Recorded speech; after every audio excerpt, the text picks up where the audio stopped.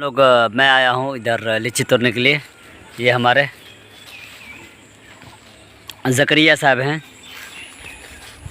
यहाँ से मैं लीची तोड़ूंगा और से दुकान में खाने के लिए। वैसे मत तोड़िए ना, झर्रा तोड़िए ना। हट, ऐसे कैसे होगा? तो फिर मज़ा थोड़ा ना आएगा खाने में। कितनी बारिश हो रही है, बहुत ज़्यादा बारिश हो रही है, क्या बताया जाए भाई। सुबह आया हो, दुकान भी नहीं खोला हो, देख ले। हेमंत सर को देख लीजिए, हंस रहे हैं। काफ़ी बारिश का मौसम छा रहा, देख ले पूरा।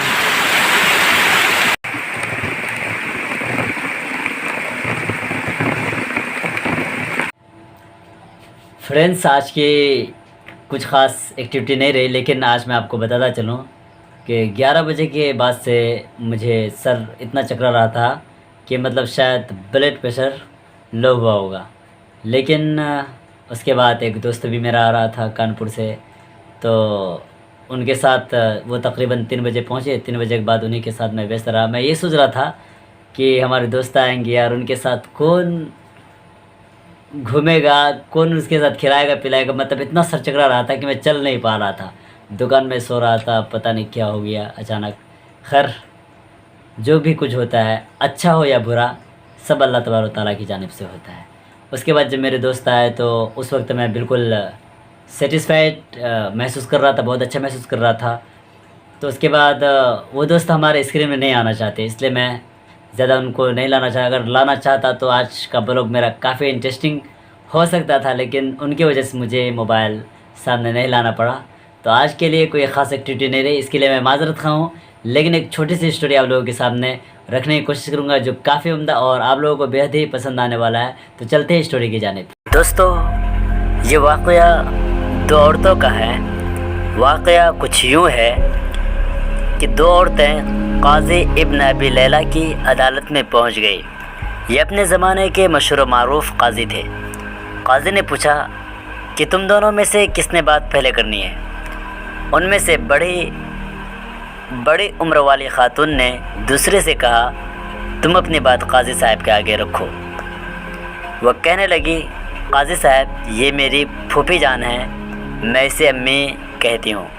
चूँकि मेरे वालिद के इंतकाल के बाद इसी ने मेरी परवरिश की है, यहाँ तक कि मैं जवान हो गई। काज़ी ने पूछा, इसके बाद यानी इसके बाद क्या हुआ? वो कहने लगी, फिर मेरे चचा के बेटे ने मंगनी का पैगाम भेजा। उन्होंने उनसे मेरी शादी कर दी। मेरी शादी को कई साल गुजर गए। इज़्दिवाजी ज़िंदगी खूब गुजर रही थी। एक दिन मेरी ये फूफी मेरे घर आई और मेरे शौहर को अपनी बेटी से दूसरी शादी की ऑफ़र कर ली। ऑफ़र करने के बाद साथ ही ये शर्त रख ली कि पहली बीवी यानी मैं, पहली बीवी का मामला फूफी के हाथ में सौंप दे। मेरे शौहर ने कुंवारी दोशीज़ों से शादी के चक्कर में शर्त मान ली। मेरे शौहर की दूसरी शादी हुई। सुहागरात को मेरी फूफी मेरे पास आई और मुझसे कहा, तुम्हारे शौहर के साथ मैंने अपनी बेटी ब्याह दी है। तुम्हारा शौहर ने तुम्हारा मामला मेरे हाथ सौंप दिया है। मैं तुझे तेरे शौहर की वकालत करते हुए तलाक देती हूँ। जज साहब, मेरी तलाक हो गई। कुछ अरसे बाद मेरी फूफी का शौहर सफ़र से थके हारे पहुंच गया। वह एक शायर और हुस्न परस्त इंसान थे। मैं बन सवर कर उसके आगे बैठ गई और उनसे कहा, क्या आप मुझसे शादी करेंगे? उसकी खुशी का ठिकाना नहीं रहा। उसने फौरी हाँ कर ली। मैंने उनके सामने शर्त रख ली कि आपकी पहली बीवी यानी मेरी फूफी का मामला मेरे हाथ सौंप दें। उसने ऐसा ही किया। मैंने फूफी के शौहर से शादी कर ली और उसके शौहर की वकालत करते हुए उसे तलाक दे डाली। काज़ी साहब हैरत से देखने लगे, फिर क्या? वो कहने लगे, काज़ी साहब, कहानी अभी ख़त्म नहीं हुई। कुछ अरसे बाद मेरे इस शायर शौहर का इंतकाल हुआ। मेरी ये फूफी विरासत का मुतालबा करते पहुंच गई। मैंने उनसे कहा, मेरे शौहर ने तुम्हें अपनी ज़िंदगी में तलाक दी थी, अब विरासत में तुम्हारा कोई हिस्सा नहीं। झगड़ा तूल पकड़ा। इस दौरान मेरी इद्दत भी गुजर गई। एक दिन मेरी ये फूफी अपनी बेटी और दामाद मेरा साबका शौहर को लेकर मेरे घर आई और विरासत के झगड़े में मेरे इसी साबिक शौहर को सालिस बनाया। उसने मुझे कई सालों बाद देखा था। ये जनाब मर्द ही है, مرد اپنی پہلے محبت نہیں بھولتا۔ چنانچہ مجھ سے یوں مل کر اس کی پہلی محبت نے انگڑائی لی۔ میں نے ان سے کہا، کیا پھر مجھ سے شادی کرو گے؟ اس نے ہاں کر لی۔ میں نے ان کے سامنے شرط رکھ لی کہ اپنی پہلی بیوی یعنی میری پھوپھی کی بیٹی کا معاملہ میرے ہاتھ میں دے۔ اس نے ایسا ہی کیا۔ میں نے اپنے سابق شوہر سے شادی کر لی اور اس کی بیوی کو شوہر کی وکالت کرتے ہوئے طلاق دے ڈالی۔ قاضی ابن ابی لیلہ سر پکڑ کر بیٹھ گئے۔